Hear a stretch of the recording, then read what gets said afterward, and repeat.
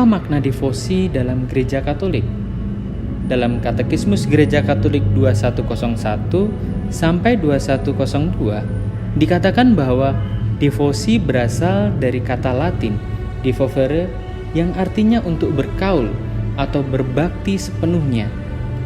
Maka devosi sering dikaitkan dengan kasih yang berkorban akan Allah. Jika dikatakan seseorang berbakti kepada Tuhan, artinya ia menundukkan diri sepenuhnya kepada Tuhan.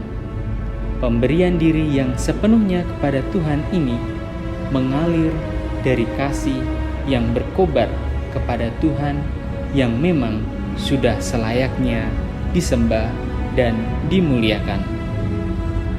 Devosi ini diwujudkan dalam kesiapan dan kesetiaan untuk melakukan hal-hal yang memberi kemuliaan bagi Allah, baik dalam doa bersama maupun pribadi ataupun melakukan pelayanan. Dalam puji syukur, kita bisa menemukan makna devosi. Dikatakan bahwa devosi bukanlah liturgi gereja.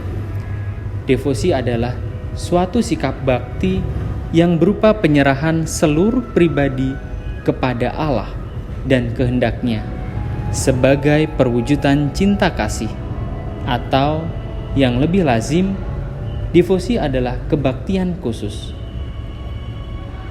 Semua devosi harus diatur sedemikian rupa sehingga selaras dengan liturgi kudus, sesuai dengan masa liturgi, serta bersumber pada liturgi dan mengantarkan umat kepada puncak liturgi gereja, yaitu Ekaristi. Sebab menurut hakikatnya, liturgi jauh mengungguli semua bentuk devosi. Lalu, apa tujuan dari devosi? Tujuan dari devosi adalah untuk menggairahkan iman dan kasih kepada Allah, mengantar umat pada penghayatan iman yang benar akan misteri karya keselamatan Allah yang berpuncak dalam diri Yesus Kristus, serta mengungkapkan dan meneguhkan iman terhadap salah satu kebenaran misteri iman dan memperoleh buah-buah rohani. Maka dari itu, devosi ditujukan kepada Tuhan, Allah Bapa, Allah Putra, dan Allah Roh Kudus, atau kepada orang kudus, termasuk di dalamnya Bunda Maria, dalam kesatuan mereka dengan Kristus. Nah, bentuk devosi ini dapat berupa doa, lagu pujian, atau kebiasaan-kebiasaan atau kegiatan rohani tertentu. Jadi, devosi itu ditujukannya kepada pribadi Allah atau orang kudus dalam kesatuan mereka dengan Allah. Sekalipun devosi berhubungan dengan medali, relikwe, rosario, ataupun skapulir, namun bukan kepada benda-benda itu orang Katolik berdevosi, melainkan kepada Allah ataupun pribadi orang kudus yang diaju olehnya dalam kesatuan dengan Kristus. Maka para orang kudus ini bukan saingan Kristus, tetapi mendukung agar kita dapat semakin dekat dan mencapai Kristus Sang Penebus.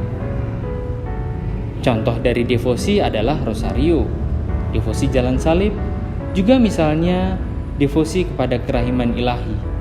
Maka seseorang diingatkan untuk selalu mengandalkan Tuhan Yesus dan kerahimannya, serta berdoa bagi pertobatan dunia.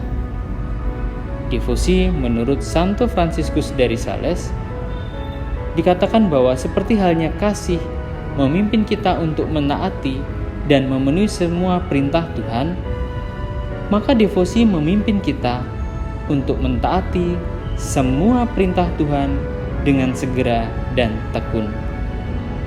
Lalu, devosi apa yang mau kita lakukan? Kita bebas memilihnya.